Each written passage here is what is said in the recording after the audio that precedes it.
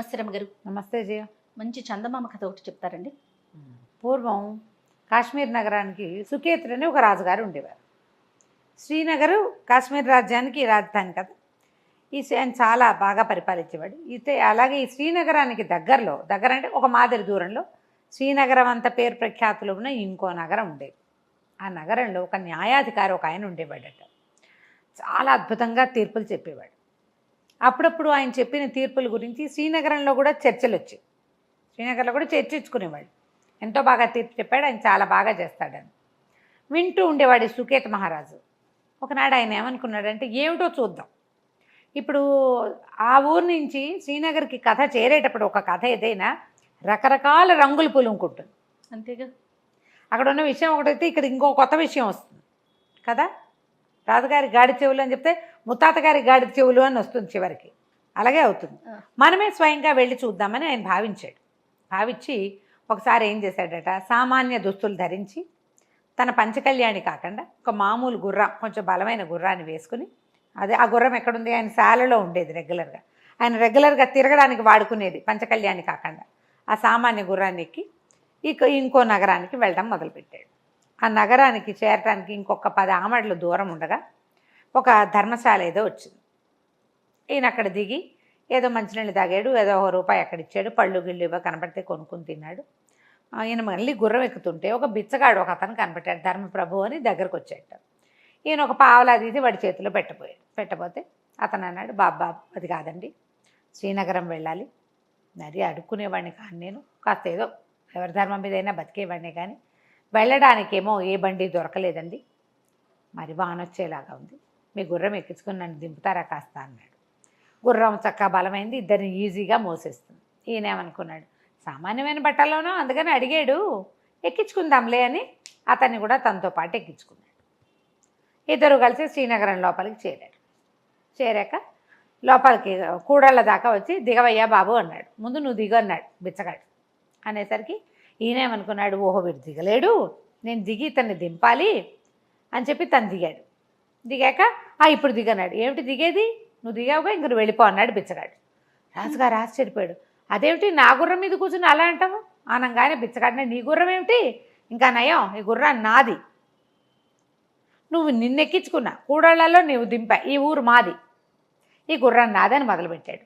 ఈయన ఆశ్చర్యపోయాడు, ఊరిని ఇంత దొంగల దారేమిట్రా నాయన, నువ్వు బిచ్చగాడివి పద న్యాయాధికారి దగ్గరికి అన్నాడు. అనేసరికి బిచ్చగాడు అన్నాడు, నాకేమన్నా భయం అనుకున్నావా, పిడిరాయల్లే ఉన్నావు, నీకు గుర్రమై ఉందని ఎవరు నమ్ముతారు, నేనంటే కాళ్ళు లేనివాడిని, ఒక కాళ్ళు లేదు నాకు, కుంటి బిచ్చగాడిని నేను, కుంటివాడిని, అందుకని నేను గుర్రం మీద తిరుగుతా, నువ్వు నాకు పిడిరాయల్లే ఉన్నావు, 2 కాళ్ళతో నడుస్తావు, నీ గుర్రం అంటే ఎట్లా నమ్ముతారు, ససేమిరా అన్నాడు. అనేసరికి రాజు ఏమనుకున్నాడు, ఓహో ఎలాగో మనం న్యాయాధికారిని చూడబోదామనుకున్నాం, ఇదే పుచ్చుకెళ్దాం ఎట్లా చెప్తాడోనని ఈ గుర్రాన్ని వెంబడి పెట్టుకుని న్యాయశాలకి వెళ్ళారు.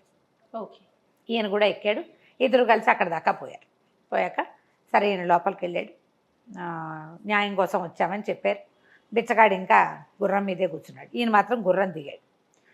లోపలికి తీసుకెళ్ళారు. న్యాయాధికారి ఎవరినైనా ఏమిటంటే, అయ్యా మాది శ్రీనగరం అండి, నేను ఇక్కడ పని మీద వచ్చాను, ఒక వ్యక్తిని కలుద్దామని, వచ్చే దారిలో ధర్మశాల దగ్గర ఆగాను, అక్కడ ఇతను ఈ కాలు లేని మా కాలుకి చేతి కింద చెక్క కాలు పెట్టుకున్న ఒక అతను నన్ను సహాయం అడిగాడు, సహాయం అడిగితే ఎక్కించుకున్నాను బాబు, కూడల దగ్గర దింపుతుంటే ఈ గుర్రం నాదని మొదలుపెట్టాడు, తీసుకొచ్చాను అన్నాడు. ఏమయ్యా ఇన్ని సంగతి ఏమిటని ఆయన అడిగాడు న్యాయాధిపతి. ఈ బుచ్చగాడు అన్నాడు, కుంటి బిచ్చగాడు, కాదండి బాబు, నాకు అసలు కాళ్ళు లేదు, ఒక కాలేమో పూర్తిగా లేదు, మోకాలు దాకా లేదు, 2వ కాలు పాదం దాకా లేదు, నేను కర్రలతోటే నడుస్తానండి, మరి తిరగలేక నేను గుర్రం కొనుక్కున్నాను, నా శక్తి అంతా ధారపోసి, ఈ గుర్రం నాదండి, ఆ రోడ్డు మీద ధర్మశాల దగ్గర ఉండి ఊళ్ళోకి వెళ్ళాలంటుంటే బళ్ళు ఎందుకని పోనీలేమని నేను ఎక్కించుకుంటే ఇట్లా అంటున్నాడండి అన్నాడు. ఆయన ఇద్దరికేసి పరకాయించి చూసి ఓ పని చేయండి, గుర్రాన్ని ఈరోజు మా దగ్గర అట్టి పెట్టండి, రేపొద్దున చెప్తా వెళ్ళిపోండి మీ ఇద్దరు అన్నాడు. అదే సమయానికి ఇంకో ఇద్దరు వచ్చారు. ఒక ఆవిడ మూగావిడని తీసుకుని ఇద్దరు, ఒక కర్ణం గారు ఒక రైతు. ఆ మూగావిడ తమ భార్య అంటే తమ భార్యని కొట్టుకుంటున్నారు వాళ్ళిద్దరు. ఆమె చెప్పలేదు కదా భర్త ఎవరు అంటే, ఆవిడకి బాగా మాటలు కూడా అర్థం కావు. సరే ఈయన ఏమన్నాడు, ఆ భార్యని ఇక్కడ అట్టుపెట్టి మీ ఇద్దరు బొండి రేపొద్దున రండి అన్నాడు. అక్కడి నుంచి ఇంకో ఇద్దరు వచ్చారు. ఒకడేమో నూనెగా అనుకోవాడు. వాడు ఒళ్ళంతా అక్కడక్కడ నూనె మరకలు, చేతుల నిండా నూనె జిడ్డు, నూనె మరకలు, వాడు నూనె వాసన వస్తూ. ఇంకొకడు కటికవాడు, అంటే అతను మాంసం కొట్టువాడు అనమాట. అతని చేతిలో ఇంత డబ్బులున్నాయి. డబ్బులుంటే ఏమని చెప్తున్నారు, బాబు నేను నూనె కొనుక్కోవటానికి వచ్చానండి, జేబులో చిల్లర ఎంచుతుంటే ఆ డబ్బులన్నీ నావేనంటున్నాడండి నూనె కొట్టువాడు అని కటికవాడు చెప్పాడు. నూనెవాడు అంటాడు, కాదండి ఈ కటికాయన నా దగ్గరకు వచ్చాడు, ఒక మొహరుకి అంటే బంగారు నాణ్యానికి చిల్లర ఇస్తానంటే నూనె తీసుకుంటానన్నాడు, నేను చిల్లర లెక్కిస్తున్నాను, చిల్లర లెక్కిస్తే మొత్తం చిల్లర నా దగ్గర నుంచి లాగేసుకున్నాడు, తందేనన్నాడు, మొహరు ఇవ్వలేదు, చిల్లర తందేనంటున్నాడండి అన్నాడు. అనేసరికల్లా ఇహ సరే ఈయనేమన్నాడు, చిల్లరంతా అక్కడ పెట్టండి, మీ ఇద్దరు వెళ్ళి రేపొద్దున రండి అన్నాడు. మర్నాడు రాజుగారు వెళ్ళిపోయాడు, కటికవాడు నూనెవాడు వెళ్ళిపోయారు, మన కరణం గారు రైతు కూడా వెళ్ళిపోయారు. మర్నాడు పొద్దున వచ్చేసరికల్లా సరే నేను ఏం చేశాడు, కరణం గారిని మొదట పిలిచాడు, మీ ఆవిడ మీరు తీసుకుపోండి అని చెప్పి ఆ రైతుకి 50 కొరడా దెబ్బలు కొట్టండి రా వీడిని అని రైతుకి 50 కొరడా దెబ్బలు విధించాడు. ఓకే. రాజుగారు చూస్తున్నాడు, కరణం గారి భార్య ఆవిడ మూగావిడ ఉంది కదా, భర్తను చూడగానే కొంగు కప్పుకొని ఆయన వెనకాల పడి వెళ్ళిపోయి అక్కడి నుంచి ఈ నూనె కాసులు నూనెవాడు కటికవాడు మొత్తం కాసులు చిల్లర నాణ్యాలన్నీ కటికవాడివి. నూనెవాడికి 50 కొరడా దెబ్బలు విధించారు. నువ్వు మోసం చేయడానికి చూసావు, వ్యాపారాల్లో మోసాలు చేయడానికి కుదరదు, ఇంకొకసారి కనుక మళ్ళీ నువ్వు ఇలాంటి అభియోగంతో వచ్చావంటే నీ వ్యాపారపు లైసెన్స్ క్యాన్సిల్ చేస్తామని వాడిని బెదిరించారు. అక్కడి నుంచి రాజుగారిని వెంట తీసుకుని వెళ్ళి, బాబు మీ గుర్రాన్ని గుర్తుపట్టండి, వీళ్ళిద్దరిని తీసుకెళ్ళాడు. రాజుగారిని బిచ్చగాడిని తీసుకెళ్ళి గుర్రం దగ్గరికి తీసుకెళ్ళి ఉంచోబెట్టారు. ఇక్కడ ఒక 20 గుర్రాలు ఉన్నాయి, ఈ శాలలో మీ గుర్రాన్ని గుర్తుపట్టండి అన్నాడు. రాజుగారు గుర్తుపట్టాడు, కుంటివాడు గుర్తుపట్టాడు. అరే ఆ గుర్రాన్ని తిండ్రా అన్నాడు. అనేసరిగా గుర్రం వచ్చింది, గుర్రాన్ని పిలిపించిన తర్వాత ఆయన కళ్ళని చేతిలో పెట్టి రాజుగారికి అప్పచెప్పేశాడు, మీ గుర్రాన్ని మీరు తీసుకెళ్ళండి అని చెప్పి, ఒరే వీడిని చెరసాల్లో పడేయండి రా అన్నాడు. వాడు లబో దిబోమని కుంటి పిచ్చగాడు ఏడ్చుకుంటూ పోయాడు. ఈయన అడిగాడు, బాబు ఎలా కనిపెట్టారు మీరు? ఇవన్నీ కూడా 3 కేసులు చూశాను నేను. ఇప్పుడు నా గుర్రం నాదే, న్యాయంగా జరిగింది, నాకు ఇచ్చిన తీర్పు న్యాయమైన తీర్పు, నా గుర్రం నాదే, కానీ ఎలా గుర్తుపట్టారు మీరు అని నేను గుర్తుపట్టాను నా గుర్రాన్ని.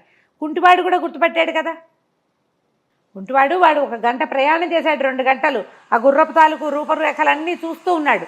ధర్మశాలలో రాజుగారి లోపల భోజనానికి వెళ్ళాడా, ఏదో తాగడానికి వెళ్ళాడు. వీడు బయట కూర్చుని గుర్రం తాలూకు చెవులు ముక్కు మూతి అన్నీ పరీక్ష చేసి 100 గుర్రాల్లో కూడా దాన్ని గుర్తుపట్టేంత పరిజ్ఞానాన్ని సంపాదించేసుకున్నాడు. 1 గంట 2 గంటల ప్రయాణం చేశాడు, వాడు గుర్తుపడతాడు న్యాచురల్. అంటే ఆయన పక్కపక్క అన్నవాడు, మీరు గుర్తుపట్టడం కాదండి, మీ గుర్రం మిమ్మల్ని గుర్తుపట్టింది. గుర్రము కొత్త వాడిని చూస్తే ఏమీ ఎక్స్ప్రెషన్ ఇవ్వదు, చూస్తూ ఉంటుంది. వీడెవడో నాకెందుకు అని 100 మందిని చూస్తుంది, అది ఎవరిని చూసినా ఎక్స్ప్రెషన్స్ ఇవ్వదు. గుర్రం ఓనర్ని చూస్తే ఎక్స్ప్రెషన్ ఇస్తుంది, అది కళ్ళార్పి చెవులు దిక్కబడుస్తుంది. దానికేసే చూస్తే మనకు అర్థమవుతుంది. పరిచితమైన ముఖం కనపడితే దాని లక్షణం వేరుగా ఉంటుంది, దాని ఓనర్ని అది గుర్తుపడుతుంది, తన మీద స్వారీ చేసే వాడిని అది గుర్తుపట్టేస్తుంది కదా. అంతేగా, మీ గుర్రం మిమ్మల్ని గుర్తుపట్టిందండి, అదే లెక్క, అది మీతో ఉంది, ముష్టి పిచ్చగాడిది కాదు అది, అది వాడెవడో కూడా దానికి తెలియనట్టు కాదు. ఓసారి ఎక్కితే దానికేం లెక్క, రోజు ఎక్కేవాడు, దాన్ని నిమిరేవాడు, దాన్ని కావలించుకునేవాడు, ఆ వాళ్ళు కదా దానికి కావాల్సింది అనేసరికల్ రాజుగారికి ఆశ్చర్యం వేసింది. చాలా బాగా కనిపెట్టారండి, ఈ 2 కేసులు ఎలా చేశారు మీరు అన్నాడు. ఇది కూడా విచిత్రమైనది ఏం కాదు, కన్నగారి భార్యని మా ఇంటికి తీసుకుపోయాను, రాత్రి ఆవిడమ్మ కలం ఇచ్చి పెన్నులో ఇంకుపోయమ్మా అన్నాను. వాడు క్షణాల్లో పోసేసి ఇచ్చేసింది. రోజు చేస్తుంది ఆవిడ పని. రైతు భార్యకి పెన్నులో ఇంకుపోయటం ఎటా వస్తుంది? అంతే కదా, కర్ణంగారి భార్య కాబట్టి ఆయన రాసుకుంటాడు, ఆవిడ పెన్నులో ఇంకు పోసి పెడుతుంది భర్తకి. బాగుంది. కలం దానిలో పోయమంటే చక్కగా పోసేసి మూత పెట్టింది, వేళ కంటలేదు, కింద చుక్క పడలేదు. అంచేత ఆవిడ కర్ణంగారి భార్య అని తెలుసుకున్నాను. తర్వాత ఆవిడ భర్తను చూడగానే కొంగొప్పుకుని ఆయన వెనకాల పడి వెళ్ళిపోయింది చూసారా అన్నాడు. మరి ఇప్పుడు ఈ కాసులు ఎట్లా కనిపెట్టారండి? చిల్లర అంటే దాందే ఉంది. నూనె గానుగ వాడు వచ్చాడా, చేతులంతా జిడ్డోడుతూ నూనెగా ఉన్నాయి. వాడు చిల్లర లెక్క పెడుతుంటే వాడి చేతుల నుంచి కటికవాడు లాక్కున్నాడని చెప్పాడు. మరి ఇప్పుడు నూనె చేతులతో కాయిన్స్ లెక్క పెడితే నూనె అంటదా వాటికి? ఇంటికి వెళ్ళంగానే కాసులన్నీ నీళ్ళలో పోసాను, నీటిలో పోస్తే వాటి మీద ఉన్న జిడ్డంతా తేలాలి, కానీ ఆ కాసుల మీద జిడ్డే లేదు, అవి చిన్న ఏదు వాసన వస్తున్నాయి. మరి అతను మాంసం కొట్లో ఉంటాడు, ఎంతో కొంత మాంసపు వాసన అంటదు వాటికి. కాబట్టి ఆ కాసులు పూర్తిగా కటికవాడివే. వాడే లెక్క తీస్తుంటే డబ్బులు తీసి లెక్క పెట్టుకుంటాడు నూనె కొనుక్కోవడానికి. ఈ నూనెవాడికి దురదొచ్చింది ఆ డబ్బులను చూసేసరికి. అవి లాక్కోవడానికి ఎత్తేసాడు, వాటి మీద ఏ జిడ్డు లేదు, ఆ చిల్లరంతా నాదని ఇతను అంటున్నాడు, కానీ అది జరగలేదనేసరికి రాజు చాలా ఆశ్చర్యపోయాడు సుకేతుడు. మంచి సరదా వచ్చింది ఆయనకి.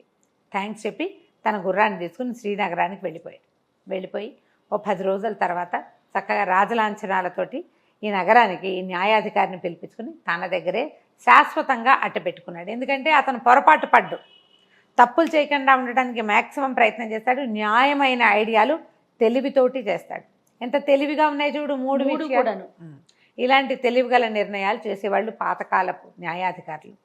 సాక్ష్యాల మీదే ఆధారపడకుండా తమ బుర్రని వాడేవాళ్ళు అనమాట. కథ కంచికి మనం ఇంటికి. సూపర్. నమస్తే రమ్య. నమస్తే. సుమన్ టీవీలో మీ పర్సనల్ అండ్ బిజినెస్ ప్రమోషన్స్ కోసం కింది నెంబర్కి కాంటాక్ట్ చేయండి.